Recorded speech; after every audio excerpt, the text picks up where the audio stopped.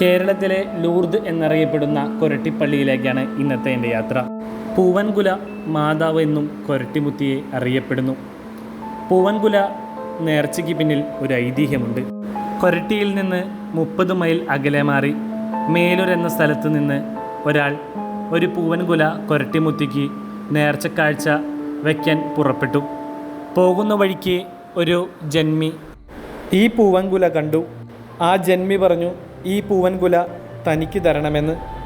അപ്പോൾ അയാൾ, ഇത് തരാൻ സാധിക്കുകയില്ല, ഇത് ഞാൻ മുത്തിക്ക് കാഴ്ചവെക്കാൻ ഉള്ളതാണെന്ന് പറഞ്ഞു.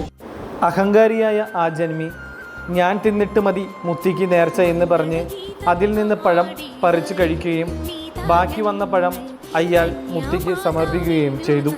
ആ ജന്മിക്ക് അതിനുശേഷം കഠിനമായ വയറുവേദന അനുഭവപ്പെട്ടു. ചികിത്സയ്ക്ക് വന്ന വൈദ്യരോട് നടന്ന കാര്യങ്ങൾ പറയുകയും വൈദ്യൻ പറഞ്ഞു, ഇത് ഔഷധം കൊണ്ട് മാറില്ല, മുത്തിക്ക് കൊണ്ടുപോയ പഴം കഴിച്ചത് കൊണ്ടാണ് നിങ്ങൾക്കിത് സംഭവിച്ചത്. തൻ്റെ സ്വത്തിൻ്റെ പകുതി മുത്തിക്ക് കൊടുത്താൽ ഇത് മാറുമെന്ന് പറഞ്ഞു. ജന്മി സ്വന്തം സ്വത്തിൻ്റെ പകുതി മുത്തിക്ക് കൊടുത്തു. അങ്ങനെ വയറുവേദന മാറി.